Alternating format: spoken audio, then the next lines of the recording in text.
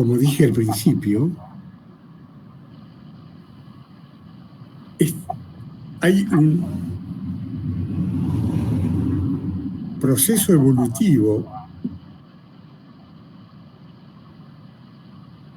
que tiene 24 millones de años en el caso de la humanidad terrestre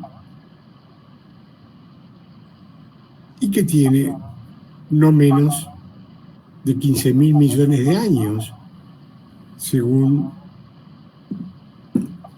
la serie del Big Bang, y es mucho más según algunos libros, pero en 24 millones de años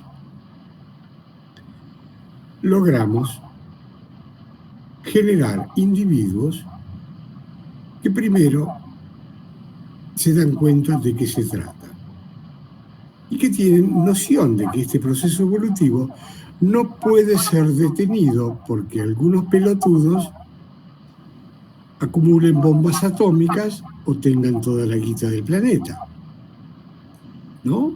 Como es el temor habitual en la gente que no conoce el proceso evolutivo. Pero este proceso evolutivo está teniendo un éxito supremo, porque estamos despertando solos, sin necesidad de los dioses que caminaban entre los hombres como en la época de los griegos, hace de esto 1.000.000 de años, ¿no?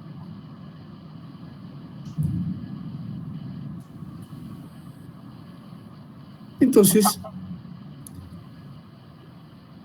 podemos aceptar la hipótesis de que en realidad, y es un libro que está por editarse, estamos por generar el quinto reino en el planeta Tierra, que es la elevación de la Tierra a los cielos y el descenso de los cielos a la Tierra. Este libro, El Quinto Reino, no sé cuándo saldrá, pero si alguno tiene interés, se lo puedo pasar por email o por WhatsApp. Entonces, esto nos da la idea de la respuesta posible a la pregunta ¿para qué estamos? Tenemos la misión de generar el quinto reino, que es nada más ni nada menos que la colaboración consciente entre las dos evoluciones que operan en la Tierra. Una es la evolución débica o angélica, formada, como ya dije, por los elementales, por los devas, por los ángeles y los arcángeles, que están sometidos a una ley que se llama de obediencia absoluta, sin juzgar si la irradiación del individuo humano es correcta o incorrecta, es buena o mala. Los ángeles y devas, después de crear todo el universo en el que vivimos, nos materializan lo que nosotros irradiamos, ¿no? Esta es la idea básica. Y la evolución humana prospera en función de la ley del libre albedrío. Es decir, somos libres para aprender a elegir el camino del justo medio entre los polos o extremos. Entonces, fíjense qué enorme cantidad de datos que tiene la astrología científica respecto de nuestro modo actual de vida. Porque la astrología incorpora la sabiduría de Buda y la sabiduría de Cristo, que nos reconoce como divinos, inmortales, que nos reconoce como capaces de llegar a ser felices en esta encarnación, no en otro cielo, vida o nirvana futuro. solos además, sin la ayuda de nadie. Somos seres autónomos, diseñados para ser felices. Es una hipótesis interesante, tanto para los que enseñan astrología científica, que no son muchos, pero hay algunos, como para los estudiantes. Eso sí, hay unos cuantos más. La última pregunta es: ¿por qué morimos? ¿O qué sentido tiene la enfermedad y la muerte?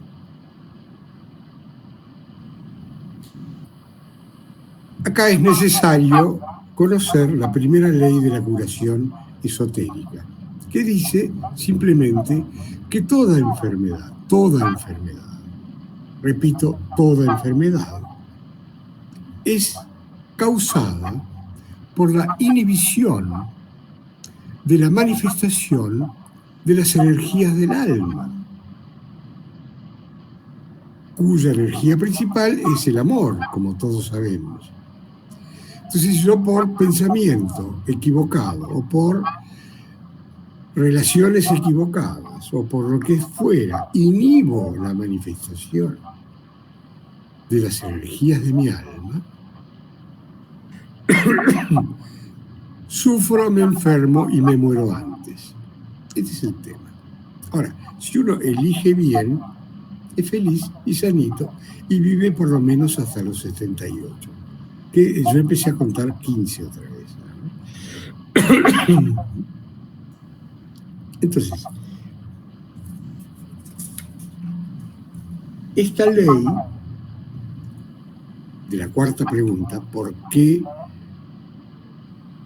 morimos o qué sentido tiene la enfermedad y la muerte?, está dada fundamentalmente por esta ley que va a constituir el paradigma para eliminar las enfermedades humanas, finalmente, de la faz de la Tierra. Porque si yo aprendo a irradiar la luz del alma que está conmigo desde que nací, y bueno, digamos, contribuyo a la manifestación del quinto reino, y además soy feliz. Digamos, es un ganar-ganar, como ustedes podrán observar, ¿no? Pero como no lo sé, sí, te escucho. Carlitos, entonces lo que tenemos que hacer es llegar a controlar esa producción de fotones, pero vamos, mantenerlos dirigidos hacia lo que es el equilibrio, porque en realidad pues la enfermedad viene a ser esa carambola que se hace en nuestra mente, ¿no? No, nuestra mente está completamente deformada porque vivimos en un mundo materialista y porque hay infinidad de maestritos con su librito. Cada uno aprende lo que puede. Y el problema que hay con eso es que uno pone el cuerpo. Entonces, yo creo que la clave de lo que me estás preguntando, Adi, es que tenemos que desaprender lo que aprendimos. Digamos, nos han llenado la cabeza de pelotudeces, ¿te das cuenta? Y la clave es desaprender lo aprendido, es decir, y confiar que el maestro es interno, es mi propia alma, y yo sé a esta altura del partido qué es bueno y qué no es bueno, ¿viste? Es decir, no. La elección a esta altura del partido es muy clara, digamos. No, es sí o sí. Digamos, no hay ningún problema que uno se desvíe y, digamos, espere que vengan los platos voladores a salvarnos. Es un tema libre, somos libres de creer lo que se nos ocurra. Eso es el libre albedrío. Y cada uno hace lo que puede, y está perfecto. Pero el sistema educativo es completamente perfecto. Porque si yo elijo bien, vivo feliz y sanito mucho tiempo. Y si elijo mal, sufro, me enfermo y me muero antes. Entonces, el sistema de premios y castigos es muy superior al de cualquier pelotuda empresa que hayamos creado sobre la Tierra. No sé si queda claro esto. El premio es ser feliz, generar endorfinas. Y el castigo es enfermedad y muerte. Sí, Jacqueline. Perdón, Carlitos, es que haciendo eco a lo que Adi dice, lo apunté porque así es más fácil para mi cabeza. Sí. Tengo mucha ignorancia en el tema y mi pregunta es, entonces uno puede cambiar la línea de tiempo de vida-muerte según como lo elegimos vivir, porque yo tenía entendido que tú al venir firmas un contrato, pero entonces, por lo que entiendo... Eso es una pelotudez notable. ¿Qué contrato? Yo soy libre. Ni Dios puede entrar en el lugar donde yo tomo decisiones. ¿Qué contrato? Eso es una huevada de algún maestrito con su librito. ¿Te das cuenta? Que, digamos, no quiero ser ofensivo, pero digamos que no tiene nada que ver con el libre albedrío que existe. Yo soy libre para elegir lo que me gusta de corazón. Ese es el tema. Ni contratos, ni cosas. Digamos, es más simple esto. Yo elijo según me dice mi alma o según me dice mi instinto. Y tengo que aprender a elegir bien. Por eso Jesucristo les decía a sus discípulos que aprendan a caminar sobre las aguas. Es decir, la emocionalidad desbocada a esta altura del partido no es buena, después de 2000 años que lo dijo Jesucristo. Y los contratos, esos son construcciones de algunos individuos que, digamos, son imaginativos y ganan plata y lo difunden. Digamos. Nada más. Bueno, sigo con mi ignorancia y prefiero preguntar. Sí. Entonces, cuando yo no sé ni lo que es una carta natal, he sabido que se leen y todo eso, pero mi pregunta es, entonces, en un momento dado, cuando te leen una carta natal, ¿se puede cambiar esa situación? Porque tú vas a ir avanzando en la vida y puedes ir cambiando las... No, lo único que uno tiene que hacer es confiar en que la vida está diseñada para que seamos felices. Crisis es oportunidad para aprender a elegir lo bueno, lo bello y lo verdadero. Si los planetas interactúan con mi universo interior, produciendo crisis, cambios. Y yo tengo que saber que ese cambio no es para mal, si mi alma considera que es para bien. Entonces, tengo un solo maestro y eso es lo que yo tengo que hacer. No creer en vidas pasadas. Es decir, todos estos son elementos que perturban y en algunos casos masturban, digamos, las mentes frígiles de los huipidiles. Porque son cosas que uno sabe lo que es bueno. Desde chiquito lo sabe. Pero, digamos, como todo el mundo hace otra cosa, o me dijo Pepe que me está pasando esto, crisis es oportunidad para aprender a elegir el camino del amor. Es muy sencillo.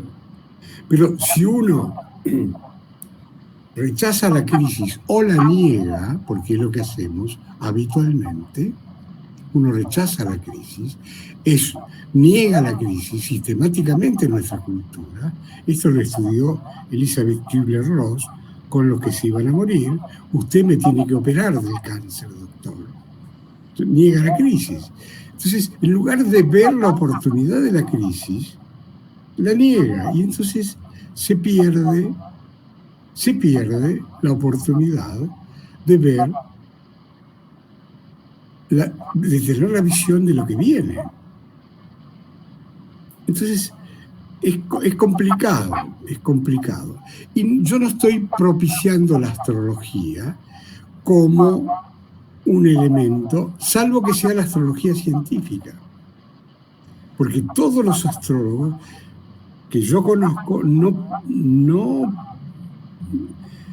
están de acuerdo con mis libros. ¿Por qué no están de acuerdo? Porque el astrólogo gana dinero diciéndole al individuo que lo consulta qué tiene que hacer. Y eso es nefasto para el individuo y para el astrólogo también, porque el astrólogo asume el karma del consultante. Si vos te haces una carta natal conmigo, Jacqueline, yo no te voy a decir lo que tenés que hacer. Lo que te voy a decir es cuáles son tus polaridades para que vos aprendas a ver que la vida es cambio permanente y que no lo podés evitar al cambio. Lo único permanente es el cambio. ¿Es algo así como el Ketu y el Ra? ¿Perdón?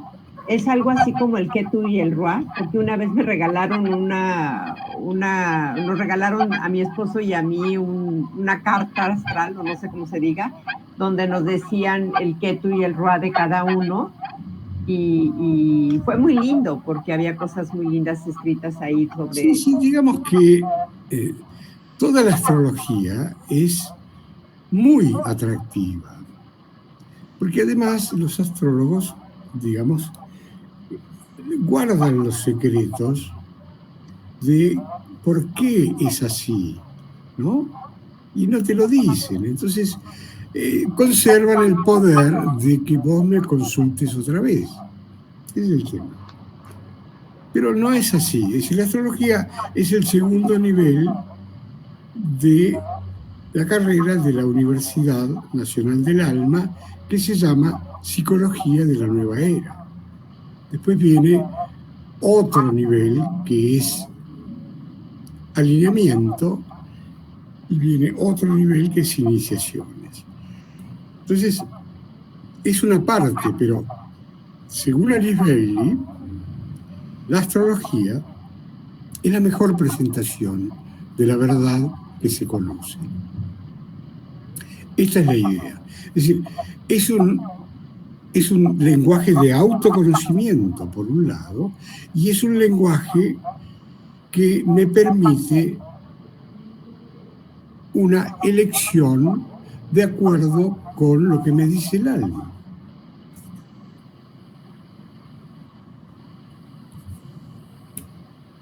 Bueno, esto sería estupendo si nosotros llegáramos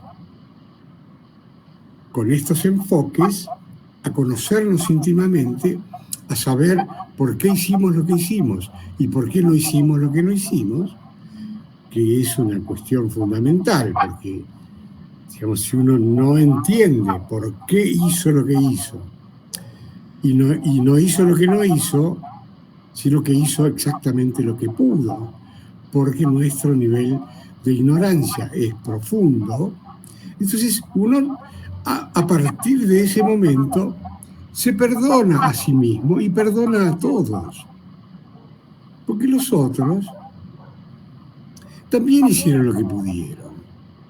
Y está perfecto, digamos, cada uno hace lo que puede. Estamos en una jaula de espacio-tiempo aprendiendo a elegir el camino del amor. Y algunos estamos triunfando, otros no, pero bueno, lo que está previsto es que para la era de Acuario, de 2500 años, esos pocos miles sean millones. Y esto está escrito y está definido. ¿Por qué? Porque cuando uno despierta, lo que le interesa es que el otro también despierte, o los otros despierten. Porque no hay ninguna experiencia humana que se asemeje a la generación de endorfinas. Es la zanahoria del proyecto evolutivo. Cuando uno tocó lo que Maslow llama la experiencia cumbre, y generó 1 miligramo de endorfinas, no hay ninguna otra experiencia que se le asemeje. Entonces, está garantizado a partir de la generación del primer miligramo de endorfinas que el individuo transmute el deseo en aspiración. Ya no me quedo con el vino barato. Yo ya probé el Navarro Correa, ¿viste? No me den cualquier vino. ¿Se entiende? Entonces, esa transmutación es automática porque uno sabe que no puede haber otra cosa mejor. Y es imposible, totalmente. Entonces uno, a partir de ese momento, no tiene más remedio que desapegarse de todas las boludeces que hizo durante los primeros 70 años de la vida y empezar a vivir otra vida, por ejemplo. ¿Qué es eso? Si uno genera 1 miligramo de endorfinas. Miren qué zanahoria estupenda que tiene el proceso evolutivo. Es una maravilla, ¿no? ¿Dónde vives, Jacqueline? Ahora vivo en Monterrey, Nuevo León, México. Ah. Pero soy de la Ciudad de México originariamente. Bueno, entonces, esto no es todo. El libro contempla, además del tema de cómo podemos generar cotidianamente más endorfinas que adrenalina, que es la hormona del miedo, y que abunda, obviamente. ¿Cómo podemos hacer para generar más endorfinas y ser felices? Digamos, a partir de esa verificación experimental, individual, para lo cual no nos falta nada, porque somos un alma encarnada en un cuerpo biológico que es autoconsciente, ¿no? Inmortal, mortal, si quieren.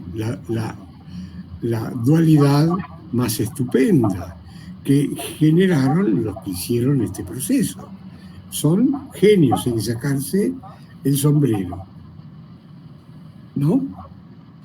Y está todo tan bien diseñado que lo único recomendable que figura en el capítulo 2 del libro, no sé cómo estamos de tiempo, sí. Capítulo 2 del libro es de la luna al sol, que ya lo vimos bastante. Entonces, lo único que tenemos que hacer es aprender a irradiar el amor, no el miedo o el odio o la bronca. Además nos advierten los maestros recientemente que odiar es como tomar veneno y esperar que se muera el otro, ¿no? Y eso es así, uno odia porque no le enseñaron a amar, simplemente. Digamos, está escrito, es claro, pero no es lo más difundido. Entonces, el método para aprender a elegir bien, porque si uno supiera elegir bien, no le preguntaría a nadie. Ahora, como uno no sabe, ¿a quién le pregunto? Si no hay maestros encarnados. ¿A quién mierda le pregunto qué puedo hacer para dejar de sufrir al pedo en la tierra? Es la pregunta del millón, digamos. Entonces, como estamos en el Kali Yuga y los maestros están todos guardados, nos han dejado los oráculos. Los oráculos más notables son, por ejemplo, el I Ching y el juego de la transformación. Entonces, ahí el individuo pregunta y el alma responde. Es una experiencia notable. Adi está tratando de conseguir el juego. No sé si te fue bien o mal, o no lo intentaste todavía, pero bueno. No, sí, sí, sí. De hecho, hay precios variables. Entonces estoy viendo unos que son pues que están accesibles. Y voy a ver si ya Bueno, para la próxima semana lo consigo. bueno, yo te dije que no son todos. Hay un juego de la transformación, digamos, que se vende y que es un oráculo, una herramienta para hacer la pregunta. Entonces, el diseño de la vida es que si el individuo pregunta, porque está en la Biblia eso, el alma está obligada a responder por medio de los oráculos. Y esto es algo que hay que manejar con sí. Hay uno que es de Osho. No, ese no. Ese no. No, Okay. Osho se llenó de guita, pero no es ese. No es. Perfecto. Sí, era mi duda con respecto a eso. Entonces, está la pregunta. Es decir, si yo no sé qué hacer, le pregunto, ¿pero a quién? A mi alma. Y esto opera, aunque uno no lo crea. Esto es una ley de la vida, que si uno cree que sabe y que no necesita preguntarle a nadie, la vida respeta esto, pero tiene el reaseguro del método B de las patadas en el culo, ¿no? Entonces, cuando uno recibió tantas patadas en el culo, que dice, bueno, basta, ¿de qué se trata esto? Y se hace la pregunta, viene la respuesta con el juego de la transformación, por ejemplo, o el I Ching, o hay un montón de oráculos, pero el más moderno y el más claro es el juego de la transformación. Entonces, el método de la pregunta está avalado por Sócrates, que Sócrates, obviamente precristiano, hacía la pregunta, y vamos a preguntarnos, y le preguntaba a todos. Y eso fue recogido en el Nuevo Testamento con el tema, la frase pregunta y se te responderá. Busca y encontrarás, golpea y se te abrirán las puertas. Si uno no pregunta, ni golpea, ni nada, la vida respeta. ¿Por qué? Digamos, el método de prueba y error es perfecto. Es decir, no hay ningún apuro tampoco. ¿Viste? El tema es que no hay ningún apuro, pero no hay tiempo que perder. Como decía Buda. Buda decía, flaco, yo no quiero sufrir más, ni quiero que nadie sufra. Y nos dejó las cuatro nobles verdades con la dificultad de que los budistas no entendieron una mierda de lo que dijo Buda, pero no importa. No importa, después vinieron, se reveló todo y está todo en orden ahora. Entonces, el método, la pregunta. Pero digamos que es necesario reconocer que somos una bestia poderosa, capaz de hacer cosas desagradables. Cuando no soportamos más, se nos sale la cadena y Plutón sale volcánico, digamos así, ¿no? Y hace mierda todo y eventualmente puede hacer mierda nuestra propia calidad de vida también, obviamente. Porque eso es una explosión volcánica, no es algo inteligente y amoroso. Entonces, la segunda etapa en el camino hacia la inmortalidad se llama inofensividad. Tenemos que despojar a nuestra bestia de su peligrosidad innata.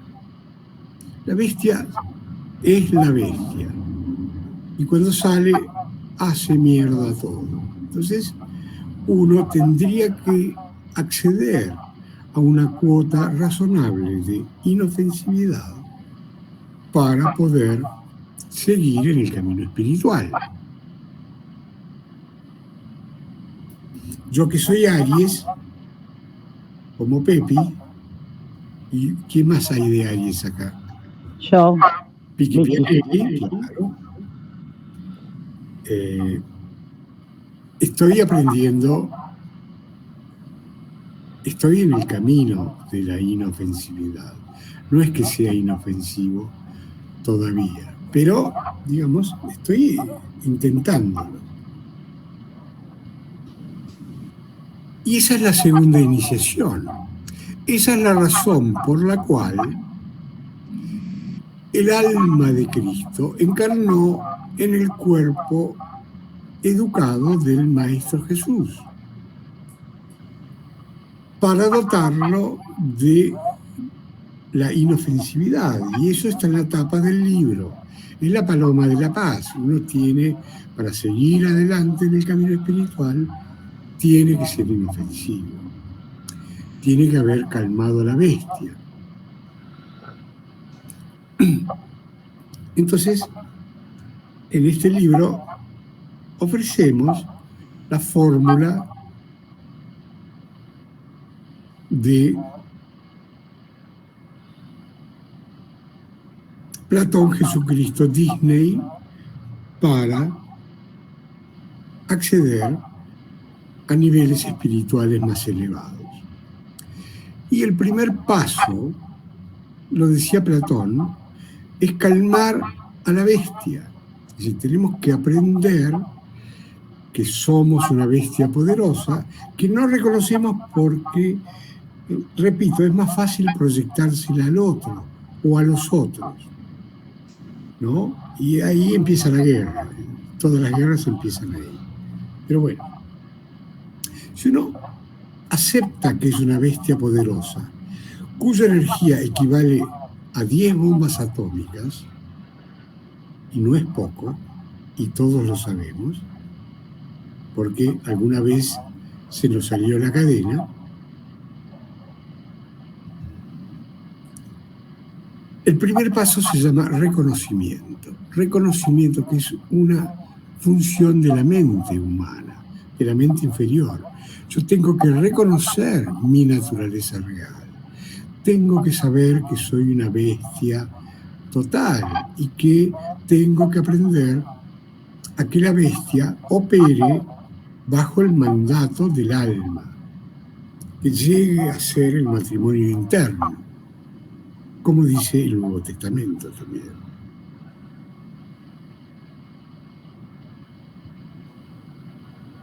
Esta tarea no es una tarea simple, porque requiere, lo que yo te decía, Jacqueline, desaprender. Porque estamos mal enseñados, estamos mal educados, digamos, por una cultura materialista que dice que somos soretes pecadores y que somos, digamos, el pecado original, todas las boludeces que los teólogos de la Iglesia inventaron y que ya son cosas viejas, pero que uno igual las lleva encima como una mochila, ¿no? Entonces, reconocernos como una bestia, calmar a la bestia, también reconocernos como la bella, que es el alma inmortal, y hacer el matrimonio interno. El matrimonio interno precisamente está en la Biblia, en el Nuevo Testamento, es la recomendación de Jesucristo a Nicodemo, y consiste en la estrella de 5 puntas. Y ahí empieza, digamos, todo un tema que es geometría sagrada o lenguaje simbólico. ¿Por qué hace falta la geometría sagrada o el lenguaje simbólico? Porque no podemos describir con palabras la cuestión de la inmortalidad de nuestra alma. No la podemos describir, solamente la podemos intentar pescar cuando nos reímos mucho, cuando amamos mucho, cuando generamos endorfinas. Pero son instantes, digamos. Entonces, no hay un matrimonio interno entre la bella y la bestia, como recomendó Jesucristo. Entonces, hace falta porque el camino sigue después. Es decir, la estrella de 6 puntas, que es un símbolo que está contenido en la bandera de Israel, que fue un estado tapón que generó Inglaterra en el año 49, creo, tiene el triángulo de 6 puntas, pero es un símbolo muy anterior, prebúdico, que tiene que ver con lo que es el Gayatri Yantra, no sé si lo conocen, o el Gayatri Mantra. Esto es prebúdico, digamos, no sabemos cuánto tiempo tiene, pero el tema de Gayatri Yantra es la estrella de 6 puntas.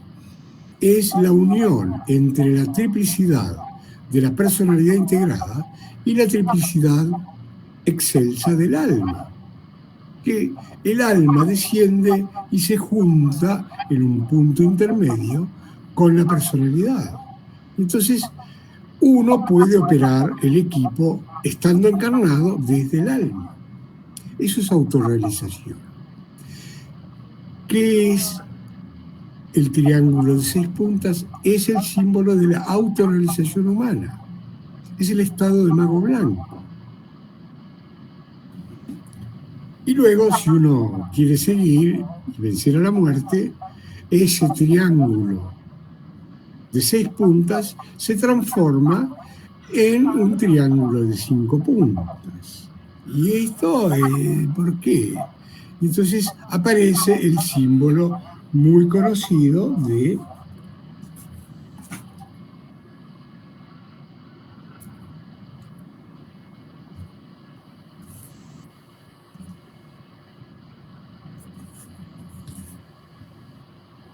el tetragramatón, que es el triángulo de 5 puntas, ¿no? ¿Y por qué tenemos que transformar, siendo un mago blanco, el triángulo de 6 puntas en un triángulo de 5 puntas? ¿Qué sentido tiene eso? Bueno, todo esto es el lenguaje simbólico, porque describir los mundos sutiles o describir, digamos, la inmortalidad del alma no puede hacerse con palabras. Por eso tenemos lenguajes simbólicos. El lenguaje simbólico más importante es la mitología griega, donde los dioses caminan entre los hombres.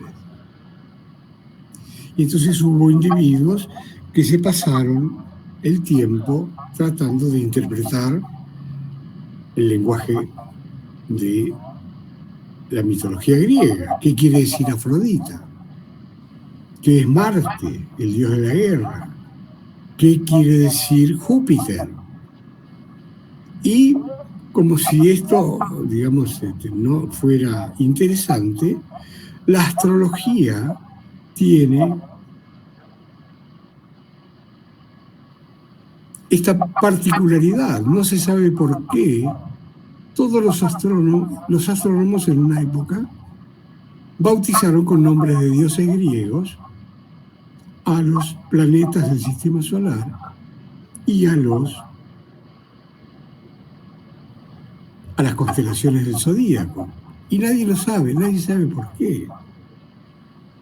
Pero es una realidad muy clara. Entonces, no solamente la astronomía tiene que ver con el tema de las polaridades que nos enseñaba Buda y del libre albedrío, sino también con que los planetas que operan en la carta natal son funciones del individuo, que el individuo desconoce prolijamente, que operan. ¿Por qué Aries es distinto de Tauro? ¿No? ¿Por qué Aries es distinto de Acuario? Estas cuestiones ya están, digamos, establecidas y develadas, de manera que digamos, solamente tenemos que animarnos a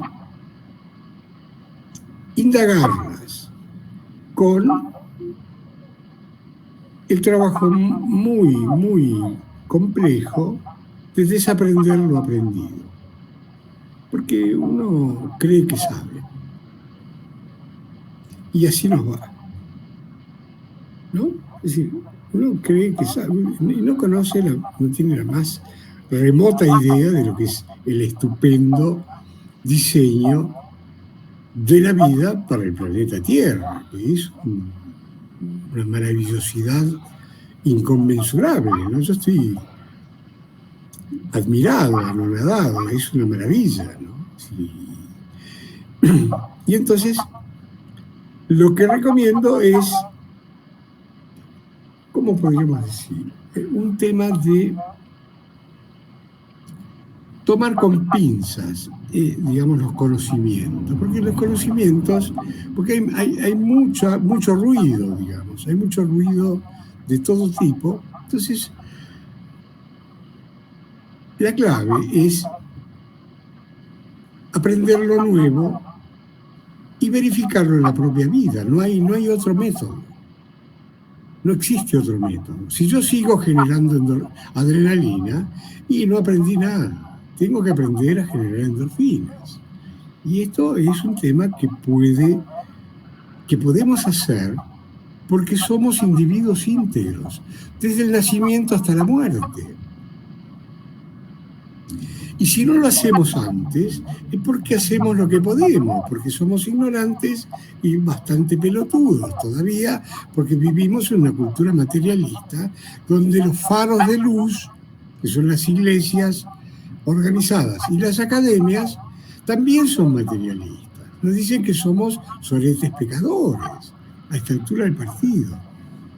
Es intolerable prácticamente. No, vos no podés vencer a la muerte. ¿Cómo que no? Pero por lo menos puedo generar endorfinas. Es el comienzo del camino, ¿te das cuenta? No es habitual, no es frecuente, no es todos los días.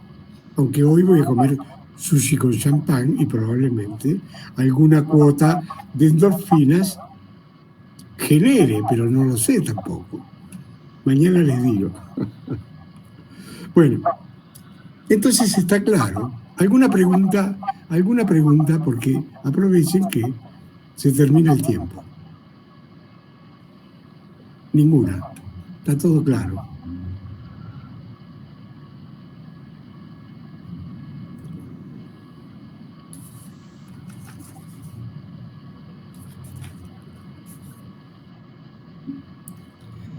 Bueno, en realidad hay un símbolo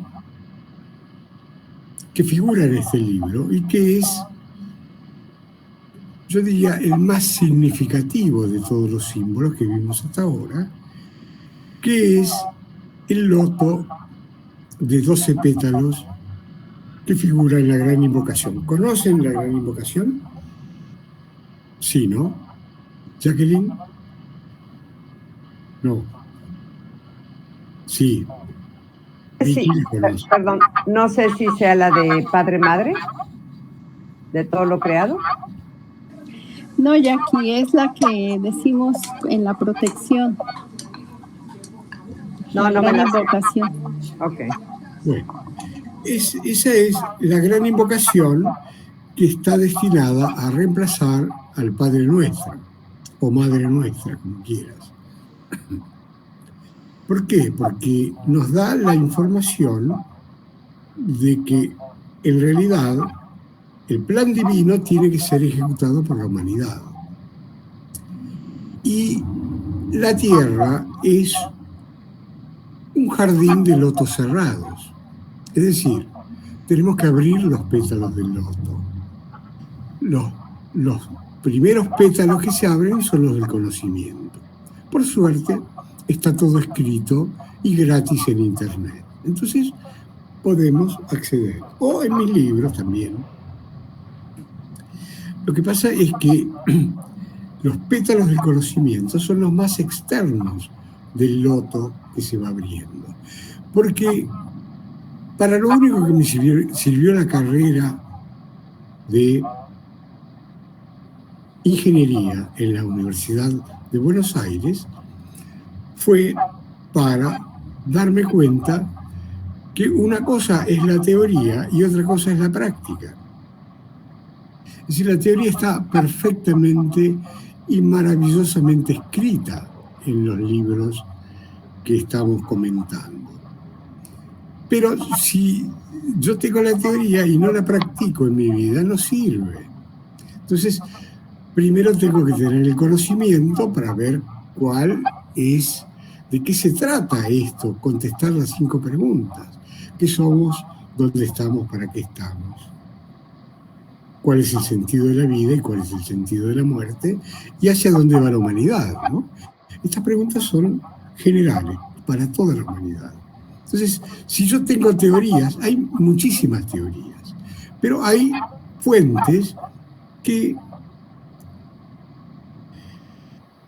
me resuenan más que otras, digamos. ¿Por qué? Porque el alma me dice, sí, es por ahí, es eso. Si no te resuena, no. Si te cuesta mucho, tampoco, ¿viste? Si te cobran mucho dinero, tampoco. Entonces, esta es la teoría. Y después hay que practicarla. Porque la segunda hilera de pétalos se llama la hilera de pétalos de amor. Y lo que tenemos que hacer para ser felices es irradiar amor, primero en nuestra familia, después en nuestro trabajo, después, si podemos, en un entorno más elevado, pero la idea es irradiar el amor, es dar. Uno es feliz cuando se da cuenta que la ley es dar, irradiar, no acumular. Pero nos ha enseñado a acumular para cuando falte, ¿no? Entonces no irradiamos, no damos, no amamos, no nos atrevemos a amar tampoco. A pesar de que tenemos relaciones pedorras según Jesucristo, ¿no? No habrá peor enemigo para un hombre que los miembros de tu familia biológica y social. Y es así, porque no hay una cuota de espiritualidad en esas relaciones. Son todas manejadas desde la luna, son poco más que animales, digamos.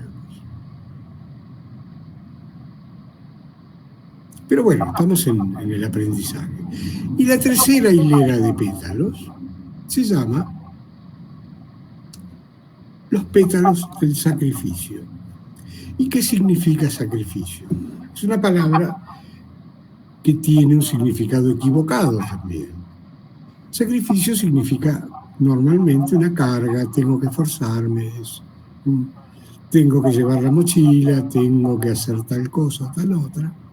Pero sacrificio en latín significa sacro officio, que significa hacer lo sagrado, que a su vez significa lo que me gusta de corazón. Entonces no hay ninguna carga en sacrificio. Entonces estamos también mal educados en cuanto a lo que significa el sacrificio. Sacrificio es hacer lo sagrado. Ningún hombre está diseñado para hacer algo que no sea lo sagrado. ¿Qué tal? Y entonces el sufrimiento es propio, es autogenerado, como decía Buda. ¿Por qué? Porque ignoro el diseño de la vida en el planeta Tierra. Y luego hay otros pétalos que ocultan la joya en el loto, que es la propia alma. Entonces el símbolo más moderno, digamos así, y más útil, es saber que somos un jardín de lotos cerrados y que estamos aprendiendo a abrir los lotos de a poco, en la medida que uno puede, tiene ganas, tiene tiempo, le resulta útil, etc. Ese es el tema de por qué hace falta un lenguaje simbólico o una geometría sagrada o todas estas cuestiones que tienen que ver con representaciones de la verdad. No son la verdad, pero los símbolos ocultan la verdad. Entonces, si uno estudia el lenguaje simbólico, es probable que poco a poco vaya penetrando en los antiguos misterios que, digamos, no están difundidos, porque la Iglesia conoce más cosas de las que divulga. Por ejemplo, no sé si estuvieron en el Vaticano, en el Museo del Vaticano. Bueno, ahí hay cosas interesantes. Vieron El nombre de la rosa también, la película, ¿no? Entonces todo esto está revelado. Eso, digamos, estos misterios tuvieron que ser revelados por el desarrollo mental de Occidente en estos 2 últimos siglos, por la universalización del sistema educativo. Entonces esto produjo un gran problema para los que manejan el proceso evolutivo, porque un individuo con la mente desarrollada puede ser mucho más cruel que cualquier animal. La astucia, digamos, la mentira, el odio, etcétera, son cuestiones de mentes desarrolladas, pero sin el conocimiento de la divinidad del individuo. Entonces, tuvieron que revelar todo. Y está todo revelado, gratis en Internet. Está en mis libros, un poco masticado, y nada más que eso. De manera que uno tiene la teoría a disposición, queridos huipidiles. Y simplemente hay que tomarse el tiempo para estudiarla. No estudiarla, sino leerla. Tener acceso a las hipótesis y practicarlas en la vida cotidiana. De eso se trata la vida en la Tierra. Estamos diseñados para ser felices. Las crisis son oportunidades para saber qué tengo que dejar ir hoy, que me sirvió, pero que ya no me sirve. El famoso tema del desapego, también budista, porque yo conservo cosas. ¿Por qué me sirvieron? Pero hay cosas que ya no sirven. Y uno tiene que tener la suficiente capacidad para discriminar entre lo que me sirvió y no me sirve y lo nuevo. Es decir, ¿por qué estoy apegado a lo viejo? Simplemente porque no sé que la vida está diseñada con crisis para que yo aprenda a elegir lo bueno, lo bello y lo verdadero. A lo mejor lo que elegí cuando tenía 5 años y ya no me sirve, o cuando tenía 15 años ya no me sirve. Pero si no dejo ir lo que sirvió pero que ya no sirve, no puede entrar nada nuevo.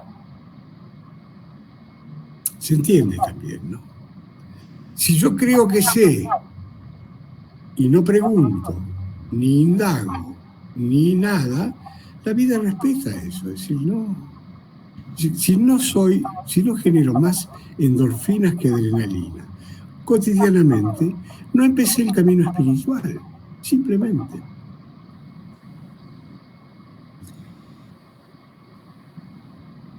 Y con eso terminamos. Yo creo que es muy útil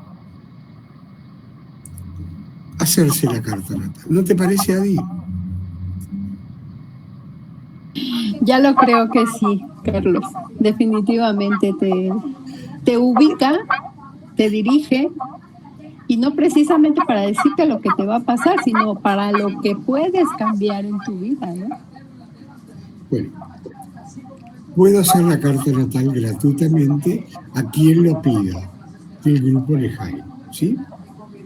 Sí, se los La recomiendo. A Muy todos les agradecida. recomiendo. Sí, Sí, gracias. yo también, Vicky. Muy agradecida, Carlos, gracias. Ha sido un enorme placer.